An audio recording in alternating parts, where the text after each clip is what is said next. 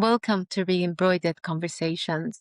This series is rooted in the themes of my book, Hope, Re-Embroidered, exploring control, identity, healing, and what happens behind closed doors. And sometimes what continues long after. Across this series, we have spoken about holistic healing, shadow work, hidden disabilities, being cut off from children, and the fear of speaking. In the book, I write, survival does not always look like resistance. Sometimes it is silence while you build an exit. Today is where it all comes together. Because behind every one of those conversations, there is a moment where something shifts and the question becomes, what do you do when you know you cannot stay the same? Wahida, welcome. I am so honored to have you part of this conversation today. Thank you so much. It's a pleasure working with you, Shahd. Yeah. I was really looking forward for us connecting. So now that this project's come on board, your amazing book, which I am Thank- so excited about, especially the launch in May, fabulous stuff. But this is a good opportunity, right, for us to connect and speak about things I think that are, that mean something to both of us in our different fields. Yes, Yeah. Wahida, it's wonderful to have you. I am Thanks. very inspired by your work, empowering women, and I would like to know more about what you do. Okay. All right. Let me tell you. Well, currently, so my profession is that I'm a master life coach. Okay. And what that means is that I help people. So not just women. So generally men and women I have as clients. And I help them really to step forward in their life and to transform themselves. Okay. And really to be more successful as an individual within whatever it is that they feel that they want to excel in. All right. So it could be this, in a work environment, somebody wants to go for promotion. They're finding that it's been many years they can't excel, they can't move forward in their life. So those kind of people will come to me. I've got many years of corporate work experience myself, which I help them with. But equally, I get many, for want of a better phrase, people that may not be high-powered professionals, but really they come to me because, they feel like they're suffering from a bit of anxiety. It's giving them sleepless nights. Maybe they're finding that they're waking up, they're having more low mood in the week. So more days they're feeling down, and then 1 or 2 days they're kind of normal, and they're thinking, well, where's my happiness gone in life? You know? And then when people like this come to me, they approach me. So obviously being a life coach, I look at every aspect of their life. So I will help them with their health and nutrition. I will speak to them and discuss their spirituality with them. All right. And obviously, as well as the particular issue that they come to me with, whether it's lack of self-worth and self-esteem or lack of confidence, as an example, that kind of ties in with what we're speaking about today. All right. And while Mhm. I'm helping them to rebalance their life, you can imagine, Shah, can't you, that many other things come out. The skeletons in the cupboard come out in the conversation. And for want of Oh, a better yes. word, some of their traumas, they start discussing some of the darker aspects of their life to date, or what they may have suffered with or experienced on a negative note. Yes, yes. Wahida, Mm-hmm. that sounds powerful. I would like to discuss something Mm-hmm. to get your perspective on. In my Of course. book, Hope Created, I write, Mm-hmm. survival does not always look like resistance. Sometimes it is silence while you build an exit. From your perspective, Wahida, What does that quiet preparation actually look like in real life?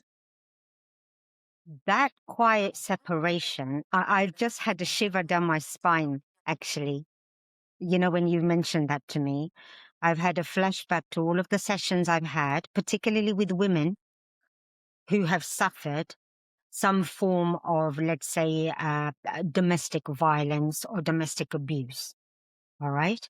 That's why I've just got to chill. It's very poignant. What this means to me is that I have actually seen firsthand and worked with many survivors of abuse, and they've described, okay, that period of time, there's a lot of, inner turmoil going on within them. Yeah.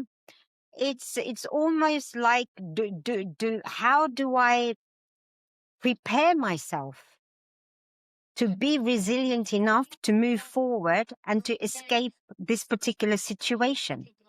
Brings to mind for me the imagery of almost like a bird in a cage, if you imagine, trapped in a cage. She wants to escape her abuser, but the thing is that there may be many issues, many aspects, which are making this lady stay in the position that she's in, unfortunately. Okay. And many women have described that to me in the sense that that period of time, and by the time that they have that realization that they need to do something about this situation, which is where I kind of have helped many women as well, okay, to change their perspective on this situation, that period of time, it's not an overnight thing. I mean, I don't know whether Yeah. what you feel about this, Shahd, but many women that I've met, that I've coached, they have been in this kind of limbo situation, sometimes for many months, sometimes for many years, before they realize that enough is enough and I need to move on. I mean, what's your experience about this?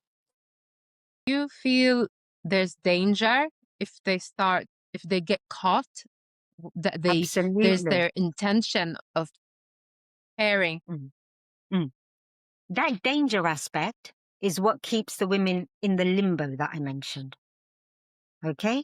The danger, the fear factor that they The might be fear, because followed by their perpetrator, their abuser, if they were to step out of line. Meaning, if they were to pack a bag, disappear, that they will be caught.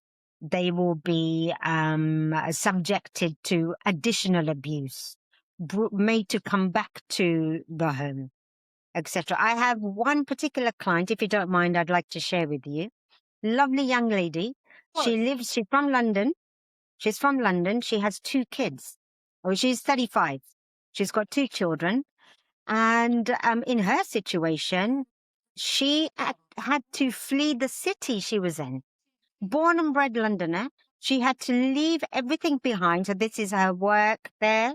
She was established very, very, very good and very high up in her career, let's say.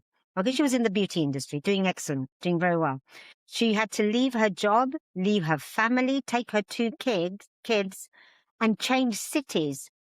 She lives in the Midlands now. And the reason why she had to do that is because her ex-partner was subjecting her to violent abuse. So much so that her kids that were under 10 were witnessing this. They were seeing how their dad was behaving. She was deprived of financial support from him. Okay, so she needed her job to pay her bills, basically, and to put food on the table for the kids. All right. But it got so much so that she was under police protection, and the police and the local authority, the council and what have you, the social services, they advised her that the only thing that would save her long term would be if she moved cities. And that's what she did. So very unfortunate case.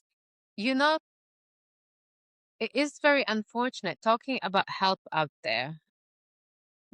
People who are listening right now, Mm. where do they start? What help is available that they can reach out? There's a few things that women can do, proactively. All right. You see, I usually find that there are a few steps that women follow psychologically, in their subconscious, before they arrive at the decision, firstly, to seek help. And that period of time before getting to the point where they want to seek help, that can be months, that can be even years. Okay. Once they've made a decision, and I've helped many women, as I say, to arrive at the point where they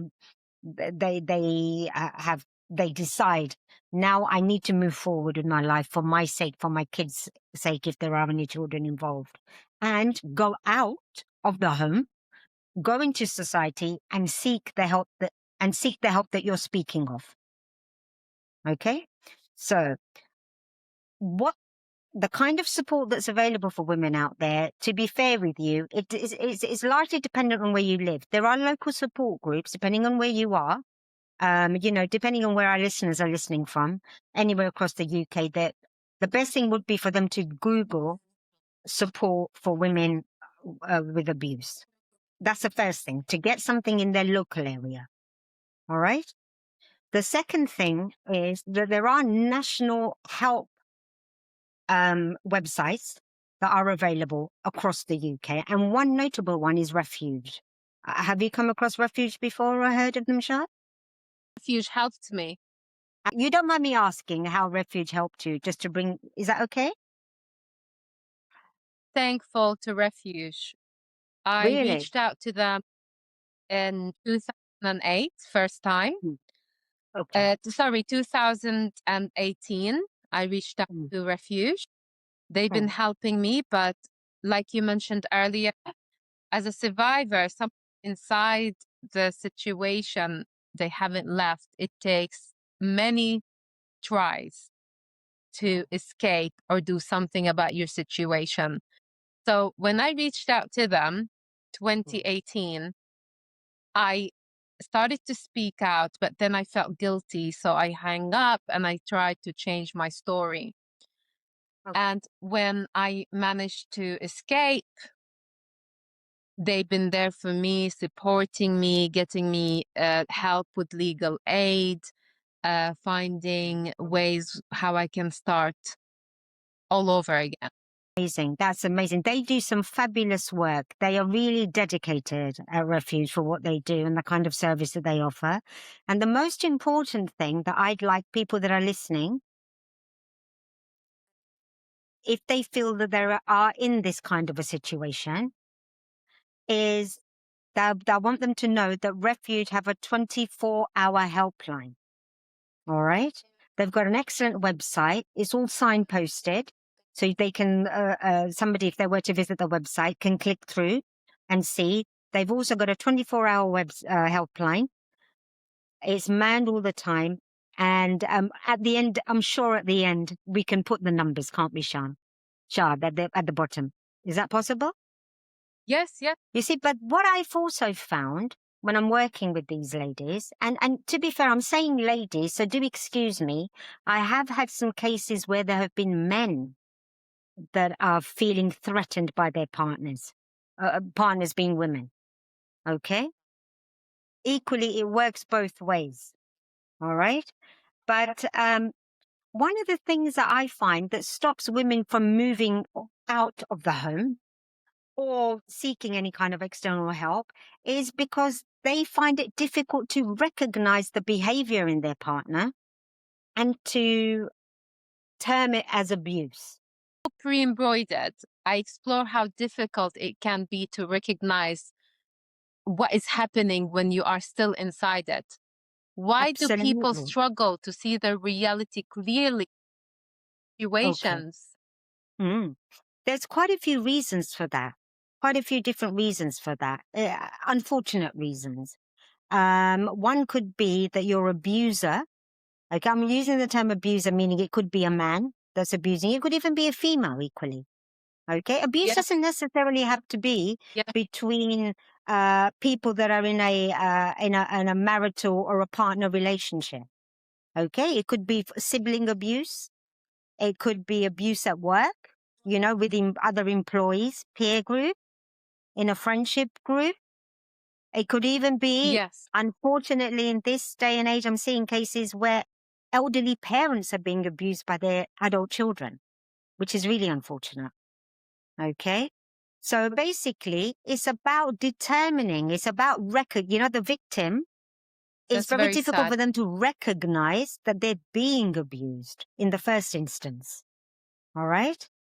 That's going to stop them from fleeing the situation. Like I say, some of my clients, they don't just come to me for abuse, they come to me for anxiety. When I get to the root of why they might be suffering with that, then I find out about their relationship and what's going on in the background, the backstory, or that they may have suffered some kind of, Mm-hmm. SRA kind of abuse, sexual abuse, let's call it, and maybe in early childhood or something like that.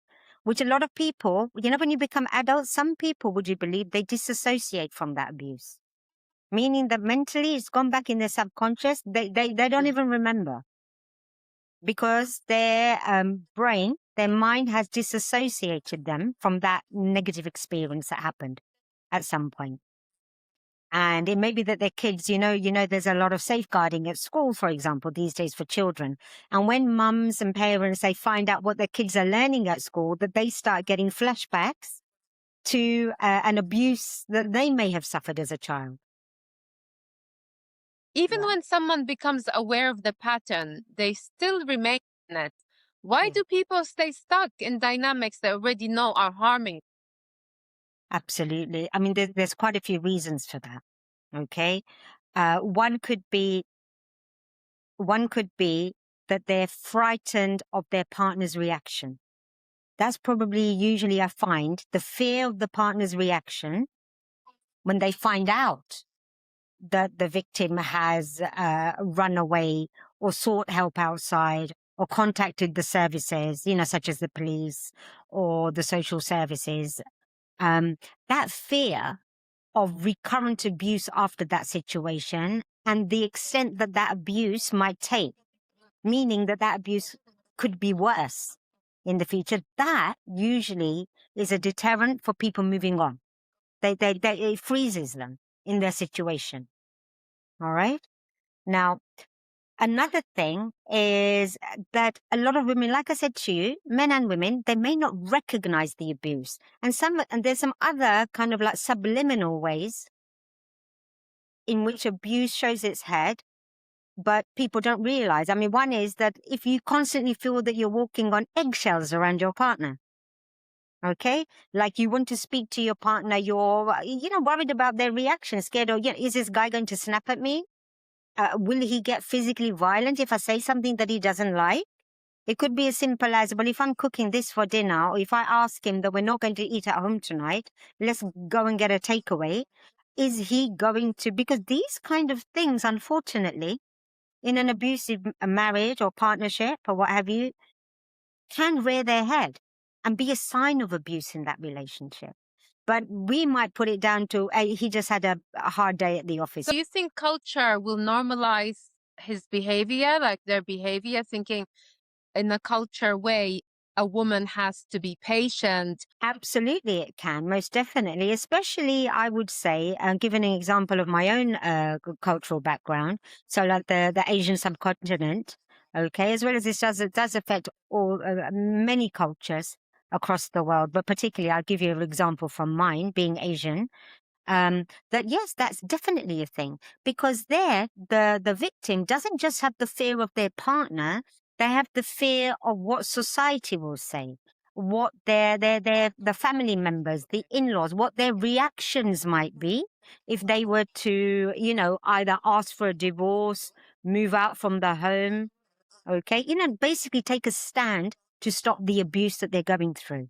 All right, now the behavior that you're speaking about, so the let's say the extended family might the pressure that they might put on, I would actually call that control, negative control. So what extended family members Mm, might do, so like the mhm. in-laws or even the victim's own family, they might say, well, we don't want you to move on from this relationship. You've got a couple of children, lovely kids, beautiful home, you're set. Why do you want to rock the boat? Okay. And what they do is they kind of like to brush the abuse under the carpet. Yeah. Yeah. and basically tell the victim, be patient, it's fine. If you're patient, God will give you more. Okay, we often hear those kind of phrases being thrown at us. I have a chapter called The Enablers, and in that chapter, I Hmm. discuss how abuse is normalized. The abuser family can Yeah, normalize the action of the abuser. The psychological impact on the person who's being abused. absolutely. I mean, if you imagine, and I've got a client I've got many clients who've suffered this. This is a bit of a pattern, by the way. You asked me a very good question there, Shahd. Okay, because what happens is, if the victim, okay, because they've suffered abuse for quite a while, okay, in various forms. So I'm saying various forms, meaning it doesn't necessarily have to be from a partner. It could be from a parent, okay, like when they were kids, all right? That kind of abuse over the years and over time, it basically chips away at the victim's own self-esteem, their self-worth. Okay, it chips away at their identity. They lose these things. They lose their confidence, self-worth, identity. They lose. I mean, if they're in a good career, they have a job. They lose the confidence in the workplace. They can't. It affects their performance as an employee. It cuts across. This is such a damaging aspect, and it cuts across all aspects of their life in a really, really unfortunate way. And families, like you've mentioned earlier, okay, they actually reinforce, like you're saying, they're enablers. Because sometimes, you know what happens? Maybe the victim, as I mentioned earlier, maybe the victim doesn't recognize the abuse. Okay, for what it is. They might think, oh, my husband's just a little controlling. If anything, my husband loves me so much. That's why he is, always, he's a little bit jealous. He's a bit possessive if I go out, say I'm going out with my family or girlfriends or whatever, or work colleagues. He's a little possessive and he's jealous. That's Basically, it can be seen as love language for Absolutely, some. that's it. And so the victim there, you see, can you see how this creates confusion in the victim's mind? This is abuse, but the victim's thinking it's love. They could be love bombed by their partner. I see the love bombing part, not necessarily, we think it's at the beginning of a relationship. No, it can happen during the relationship if the partner has abused, if there's been an incident of abuse. The following day, the perpetrator might love bomb his wife or girlfriend, trying to make up. No, no, no, I love you. That's why I didn't want you to go with your friends. This is why I love you so much. Da, da, da, da. You know the story. Yeah, and I'm sure the people that are watching this, I hope they can relate, because this is a reality of what many women have to Yeah. face. And this kind of That's why it's difficult situation, to leave, because when absolutely. you are at 1 minute you're being exposed to abuse, then the second day, I love you. If I didn't love you, I would leave you. Or for example, the problem is the way you speak, or then talking about the way you speak, Yeah. losing your voice during an abusive relationship. Mhm. That again, I've had a chill down my spine. That is very, very, very poignant what you've just said. Many victims, if not all victims, at some stage during the abuse, so when they're still in that relationship, they will lose as well as their self-worth, their identity. And a big part of our identity is our ability to communicate, our voice. Yeah, that's a massive thing. And one of the reasons is if they're being, like Yeah. criticized, and sarcastic comments are always made if they say something. Oh, what was that? That was wrong. You're dumb. Why would you say that? I didn't mean that.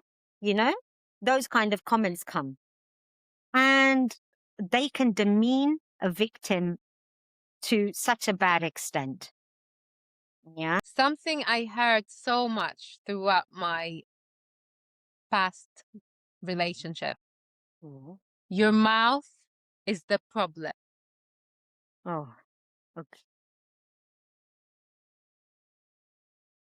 Shahd, would you like to, if you don't mind, would you like to tell me a little bit about that? I mean, how did that make you feel to hear that kind of dialogue? I did lose my voice. It was difficult to form a sentence, even a word. Until this day, I struggle, but Oh, I push through. You have to find a way again to use your words, because throughout your relationship, you were told the problem is your voice, the problem is the way you speak. sure. Everything is fine. We would had a good relationship, but the problem is your mouth. Absolutely. What damage does that do? That, I would say, by far, not being able to express yourself, by far, is probably the worst form of abuse. I'm not denying, please don't misunderstand, I'm not demeaning or denying people that have suffered sexual abuse in a relationship or a physical abuse in a relationship. But if you're not able, if you're unable to express yourself, all right, that can have very many, what's the word I'm looking for? Very many negative effects across your life in all aspects and areas of your life. All right? Because self-expression is linked to Yes. self-worth. If you can't express yourself, or you feel that you can't, so you are being prevented to, or you've got into the habit of looking inwards and not sharing your story, then that's at a detriment to you, because then what happens is that you start, what's the phrase I'm looking for? You start internalizing your pain. And that leads people. Swallowing your words. Absolutely. And if you're doing that, if you're internalizing your pain, swallowing your words, then what's happening is that you can, and in many cases people do, they seek medical help. So what they do is they stick, like a Band-Aid, a plaster on the problem, which is that they can't use self-expression, okay, and tell their story and seek help from professionals like myself. They don't see that as a route, a way out. They think I need to go and get some anxiety medication. I think I have depression. I'm like, as in they go to the doctor rather than seeking some form of coaching or counseling and going down that route, to basically help them to unblock their communication and their speech. Shahd, what did you do in your case? Yes. As you mentioned, I mean, did you seek any help yourself to help you with your communication, with your speech?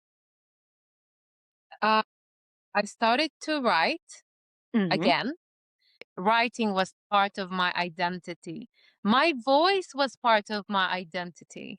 I advise many of my clients, by the way, on that note of writing, to journal.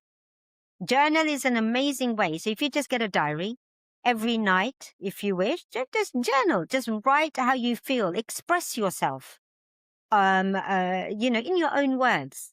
Speak about things that you've experienced during the day, whether they're positive, because we want to show gratitude as well, which I'll speak about in a minute. But also, we want to also express the negative things that have happened during the day, our negative experience, and what things haven't gone so well for us. Yeah. And a lot of people actually find that very therapeutic and very helpful, similarly as you have by writing a book. Yes, yes. It's to help others as well. I mentioned in my book, Mhm. there's a moment where awareness begins, but action has not yet followed. Yeah. What shifts internally when someone moves from tolerating a situation to deciding they need to leave? Even with that, there's awareness that begins. Mm. What what's your input in that? Well, to be honest with you, the nub of everything that we've spoken about so far, okay, we've spoken about the situation in which abuse might arise, the telltale signs of that. We've touched upon some of those. Not all of those. Okay? You know, how to recognize Mhm, abuse, some of the mhm. abusive behavior. But the biggest catalyst in a victim leaving their home are two things. One is a massive mindset shift. They have to shift their mindset from a victim into somebody who is going to survive what they're in, the situation that they're in. That mind shift has to happen, in my opinion. Okay. And I'm saying this as an example to the people that I'm working with as well. That mind shift happens when they're still in that situation. All right. And the second thing is, so obviously I know it begs the question. So how does a person arrive at the realization that their mind needs to shift? That happens when the victim wakes up one day and realizes enough is enough. That is it. That will happen. It does happen. It's natural to happen. If we're going to look at this from a spiritual perspective, a mind-body aspect, somebody cannot be that resilient to prolong a situation that is so negative in their life and across all aspects of their life. By that, I mean suffering the abuse. They cannot. It's not feasible.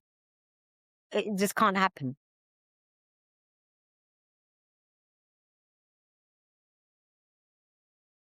Since we're talking about they say enough is enough. They reached a stage, Yes. enough is enough.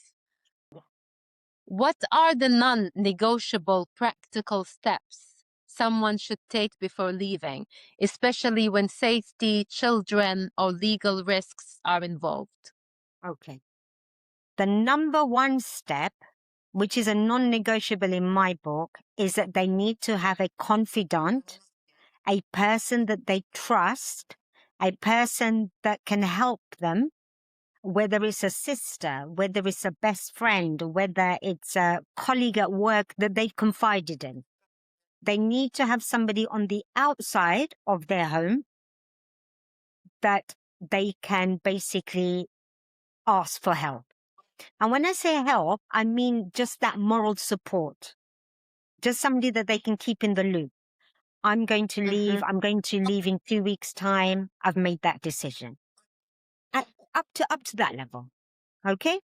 The next thing, obviously, I'm there for that as well. I'm sure you can appreciate. I've helped many women as well in this situation that have reached out to me similarly. Then the other thing that is non-negotiable is ensuring the welfare of any children. Okay. That's a non-negotiable. Okay. Whether that involves contacting the GP, maybe, because obviously these professionals, such as the GP, or if the children or even the victim themselves has been to hospital for any kind of domestic violence injury, obviously that's something that they can use when they're contacting social services to get that kind of help. All right. Okay.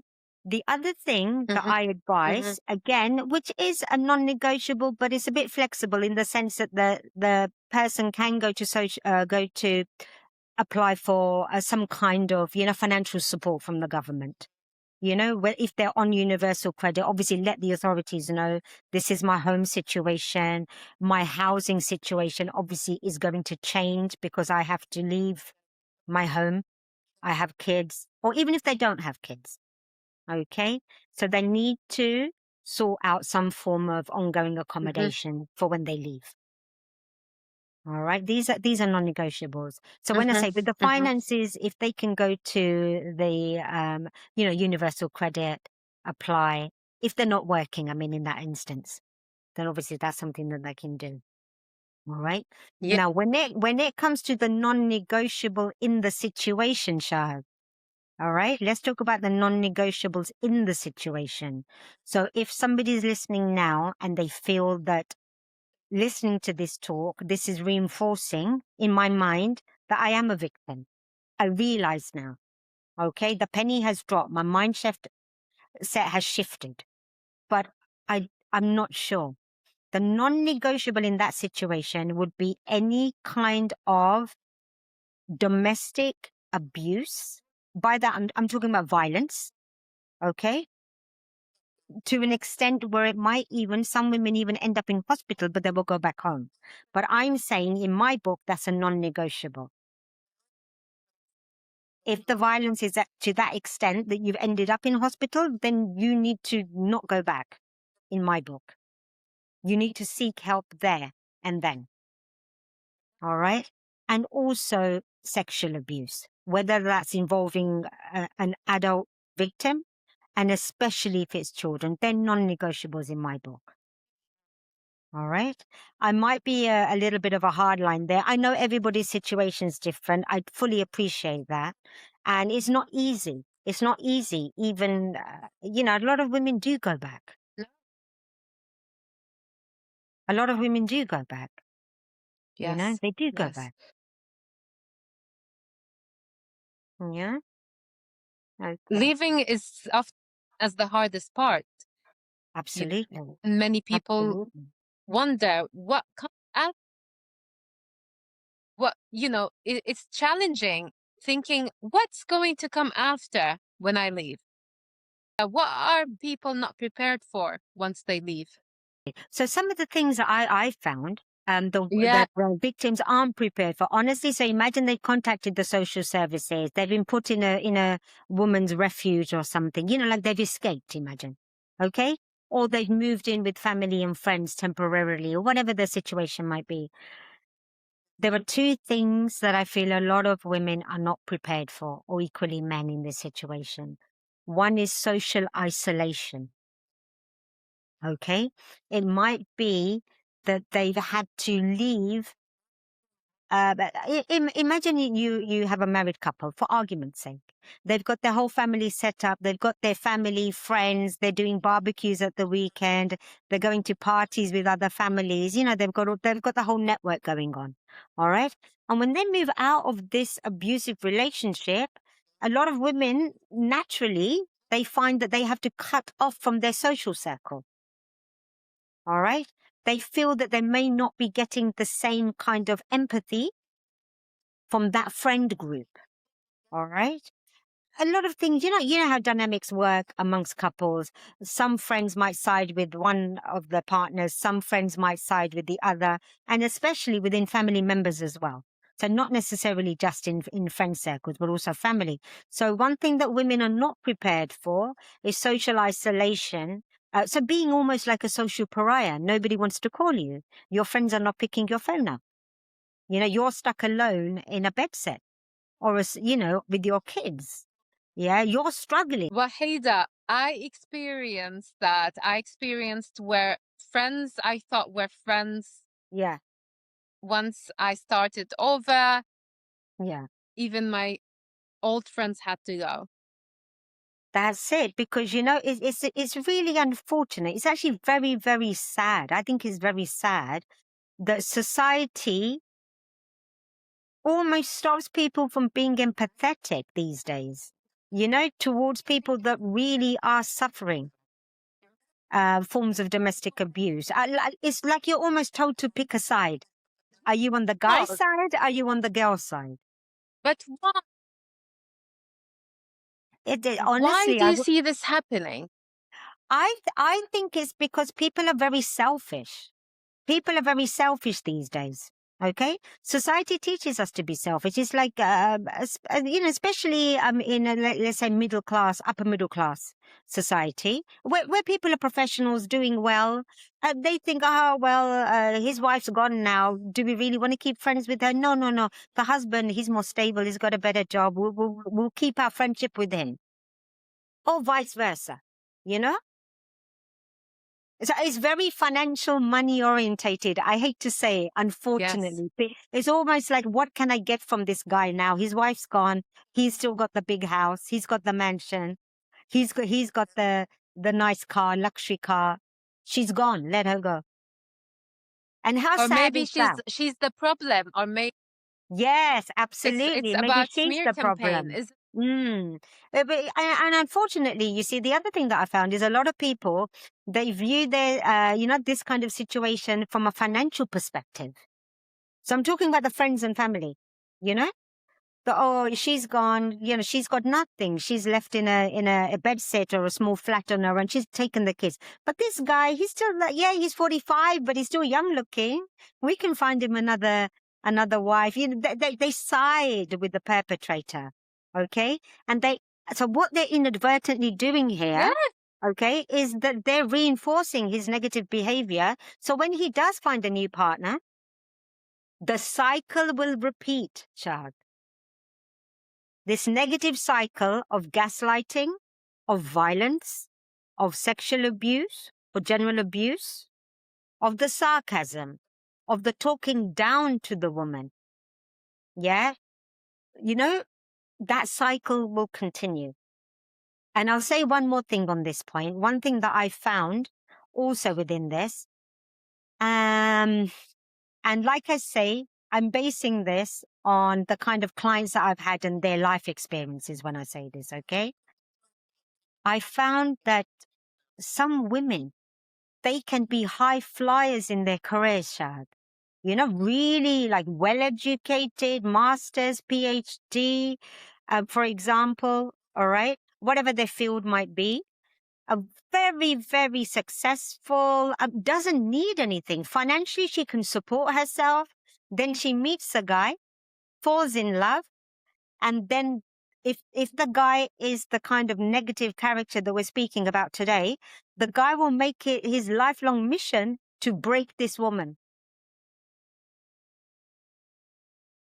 Yeah, to break her. Like, make her lose her self-worth, make her lose her self-esteem, doubt herself. Like, if I make a decision, am I doing the right thing or not? I need to ask him. Or what if I do something at work and he's not happy? You see, this is a professional, articulate lady. No problem with her communication, top of her career. But unfortunately, can you see how this cycle can continue? And unfortunately, what men do in my experience, and 100%. the perpetrators, what these kind of men do, Shah, is they break one woman, she leaves, then unfortunately they can move on to the next victim. And that's pretty dark. Do you think these men have childhood issues? Why do they get this type of satisfaction? Is it the lack of empathy they have? Yeah, well, that's an interesting question, Shad, because it can be for various reasons. For one of the main reasons, because as human beings, what do we all do? When we're kids, we look around to see how we should behave from the other adults that are around us. Okay, so the first example that we have of a couple is our mum and dad, our parents. Okay, so depending on how our parents, so when we're kids, how our parents are actually behaving towards each other, how they're speaking towards each other. Are they shouting at each other? Are they continuously arguing? We learn that.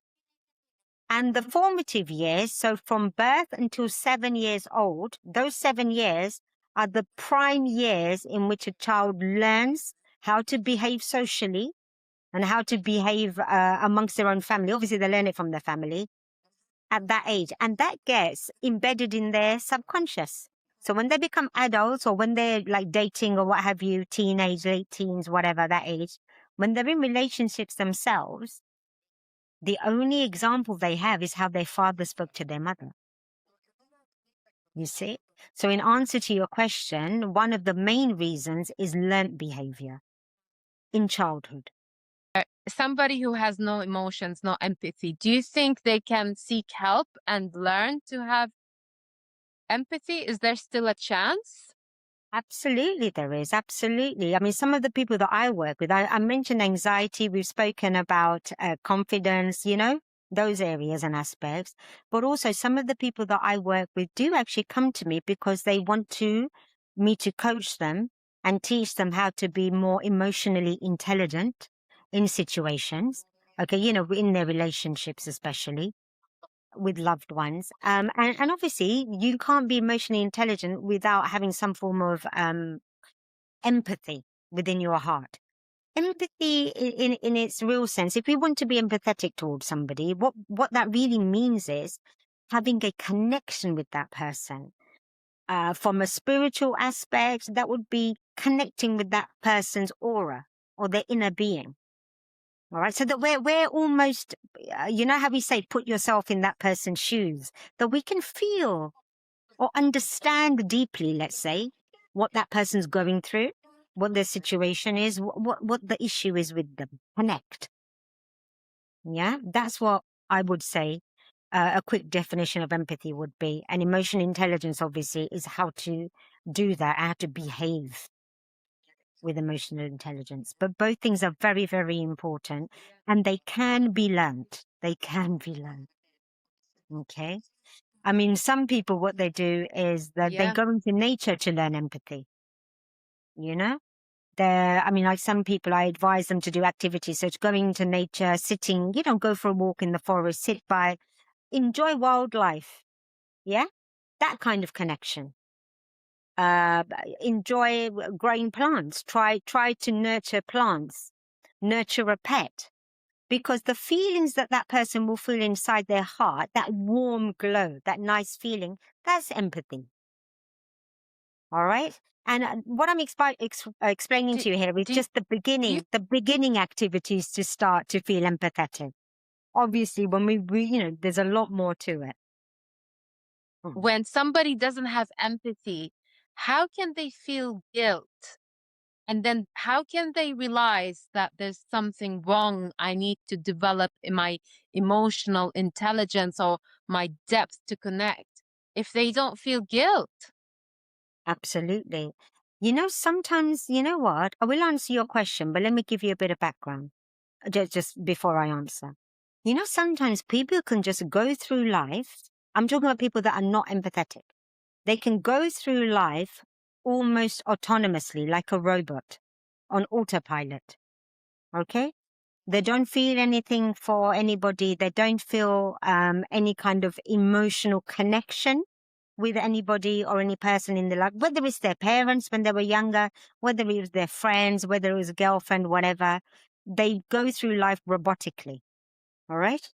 Now, the thing here is that that person at some point in their life will have an emotional awakening. All right. So where you say that how can a person do if they don't feel guilty? How can they? You're absolutely 100% right. But at some point in their life, they will come to a turning point. Something will happen in their life, whether it's trauma based. Yeah. Usually a lot of awakenings are linked to some form of trauma. Okay.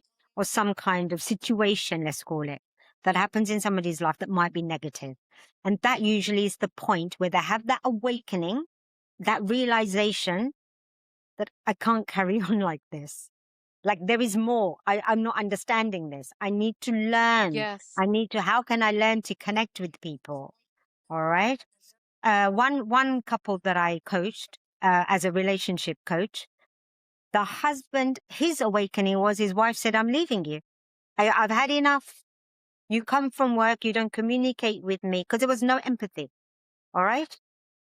You come from work, you don't communicate with me. You're on your phone, you're on social media, or you're on the work laptop, finishing off activities for work. Where's the connection? Where's the life? I've done this for 15 years. Enough.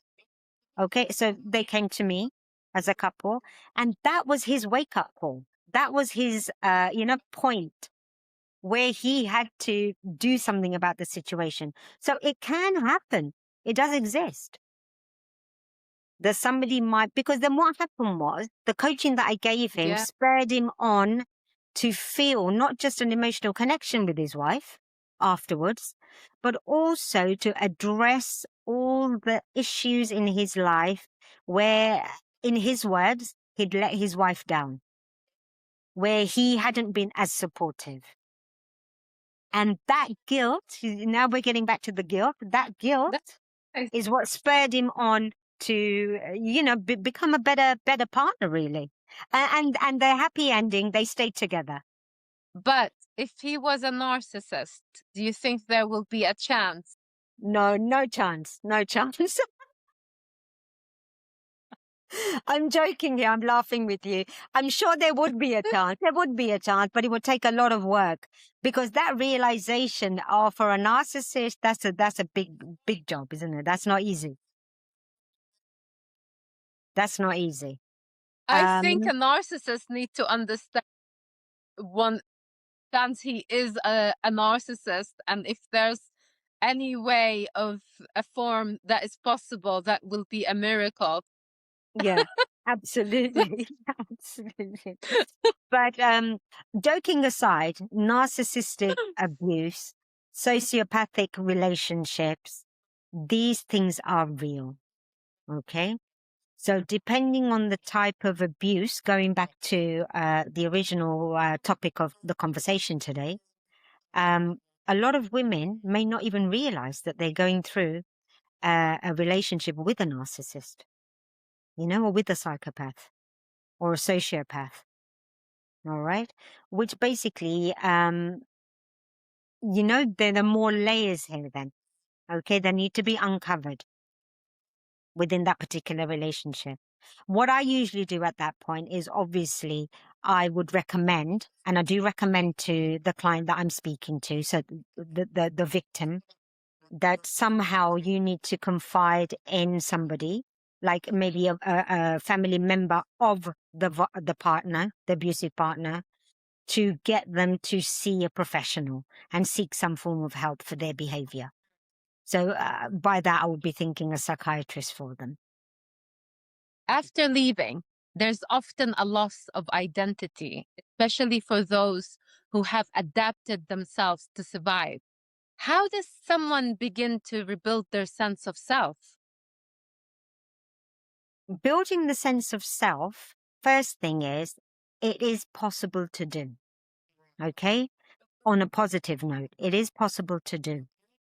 There are many, many steps involved because it's almost like starting from first base again, from 0 point with victims. Because the thing is, when you're in a relationship with an abusive partner, what you may have done, and 99.9% women usually have done this, yeah, okay, is that you adapt yourself to the likes and dislikes of your partner.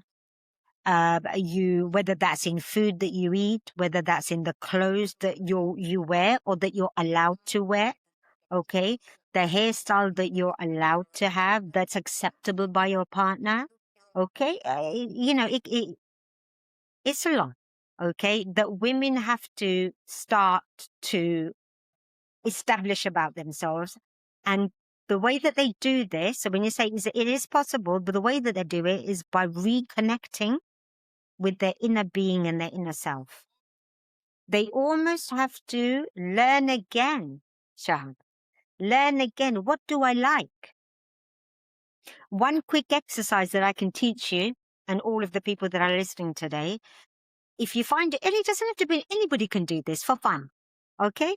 Just go in the cupboard, get some different foods, put them out on the table from your own kitchen cupboard. Like sugar, salt, maybe jam, maybe peanut butter, whatever you find in the cupboard. Okay? To get a teaspoon, try the different food, because normally we eat food on autopilot. We're having toast or we put jam. But do we really like the jam? Sit down for 5 minutes, put the different food in front of you, try it with the teaspoon, but this time ask yourself the question while you're trying it. Do I like the flavor of this? Do I like the texture of this? How does it feel in my mouth? Is it nice? Is it crunchy? Is it smooth? And then make a decision yourself. I know I don't really like jam anymore. Or I like jam, but not strawberry. I don't like this flavor. I'm going to buy a different flavor next time. This is quite, and so can you imagine women that have come out of abuse? These are the kind of things that I ask them to do. As a first port of call, because unless they understand themselves, they're not going to reconnect with who they were before they met their partner. All right. And that brings me nicely onto my next point here, Shahd, which is that the woman at the end of the abuse that has escaped, is not going to be the same woman because of her life experiences as to the one that entered the relationship at the beginning, because of those life experiences in between. Yeah.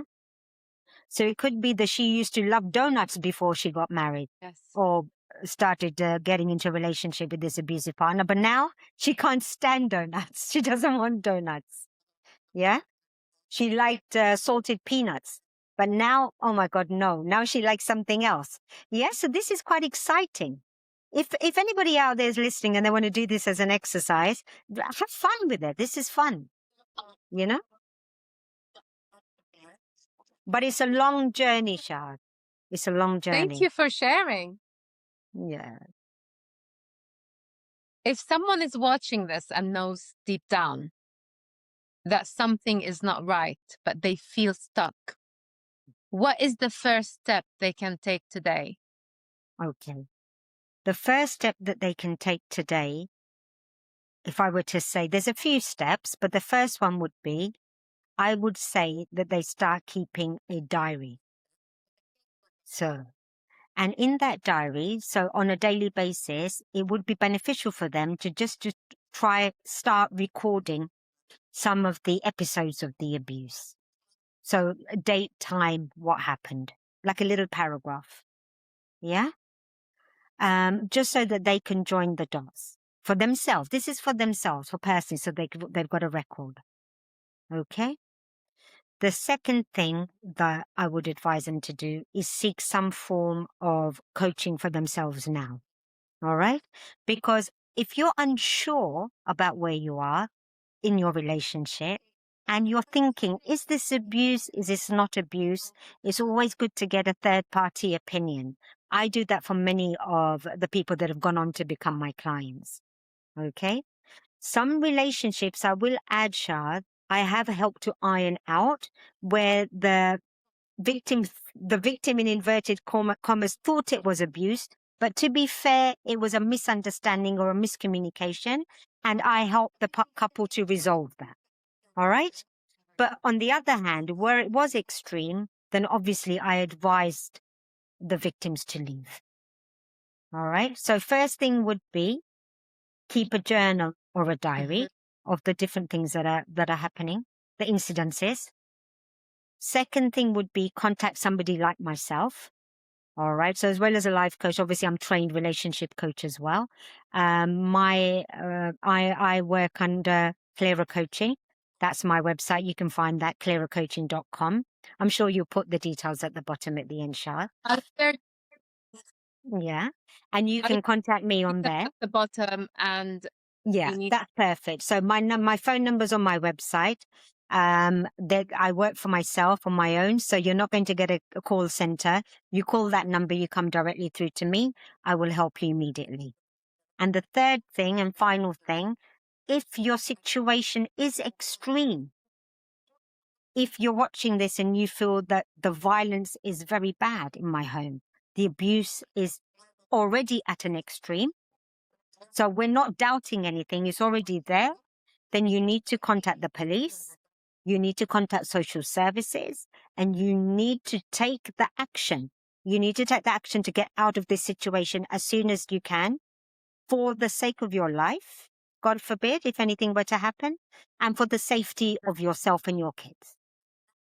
How can someone begin to separate genuine risk from fear that has been built into them? You see, the first way would be to discuss that with a professional like myself, to help you to determine and distinguish between real fear and, like I say, something that, let's say, has been an underlying threat for a long period of time. Okay? All right? Having said that, an underlying threat of abuse, where abuse may not have happened, okay, so it could even take the form of emotional abuse or even financial abuse, okay, which we haven't mentioned before, that these exist as well. Financial abuse is a real thing in relationships as well, okay? So basically, real fear is probably where you need to take action. So like I said before, get out of that, call the police, all right? Escape. as in go and stay with family. If you don't have family, go and stay with friends. Call social services. Go to a safe haven in that respect. Okay? If you're in that limbo and you want to understand or determine what real fear is my situation real fear or is it just the threat of fear? Then that's where people like myself come in to help, to guide, to help Yes. the person, to give them another view, another pair of eyes on their situation. In Hope Re-Embroidered, I touch on how financial dependence can keep people trapped. For someone in that position, what are realistic first steps toward building independence safely? Okay, you've touched on something which I absolutely love. This is one of my favorite topics. And the reason for that is the first thing in this instance, and I'll tell you about the stuff that I love, is that women, once they realize that there is a life outside for them, outside of that abusive relationship, okay, they can take steps to make their financial situation better. All right. For example, for some women, and this is where I help to support, encourage, motivate women or victims of abuse to get back on their feet. And this is the bit I love, because I love seeing the transformation from these women, as a caterpillar blooming into a butterfly. It's beautiful to watch, and I love being a part of their journey in that respect. So when it comes to getting financially independent, it is totally possible. The only thing that would be stopping you from doing that would be your own negative mindset, or obviously based on the experiences that you've had in the past. For immediate relief, so imagine if this was an emergency situation, immediate relief would be to get in touch with DSS, to get in touch, to get some kind of income coming in, or a universal credit related. Also to get in touch with housing to sort that situation out for you. And also to see what kind of, benefits for the children that you might be entitled to as well. All right. That would be in the first instance, just to make sure that Mhm. you can put food on the table. You are not wanting for food. The next step would be to try and reinvent yourself. Now, this is the exciting part. Whichever career, imagine if you had imagine we're looking at a lady that she's got 2 kids, just left an abusive relationship. She's never worked because she was she was a homemaker. She looked after the kids. Kids are under 10, blah blah, etc. Okay, and there's absolutely nothing wrong with being a homemaker and supporting your family. That's a career in itself. But now she finds that she needs to move on, get a job, support herself and the kids. All right. There's some amazing, support groups out there that help women do this. Okay, if you wanted to. Again, this is something you can Google for your local area, depending on where you're watching us from today and where you're living in the UK. Support groups that will help you, find a job if you wanted to do that, or also to build a career for you if you needed to retrain in something. College courses are available. Again, depending on what you feel like you wanted to reinvent yourself into. All right. Whether it's something creative, whether it's something business minded or something like that. Obviously, people do come to me for career coaching as well. All right. What I do as a service, for example, to people in that situation would be that I will help you to write your CV. I will help you on your career search, guide you through, if you needed to contact recruitment consultants, I will help you to do that. I will help you with cover letters, applications for positions. I will coach you on public speaking. I will equally also coach you on interview skills and things like that to make sure that you're up and ready and fully equipped to get out there. All right. This is exciting stuff because, like I say, not only is the victim here in this phase, they're reinventing themselves. They can be anything that they want to be. I mean, that's my opinion anyway.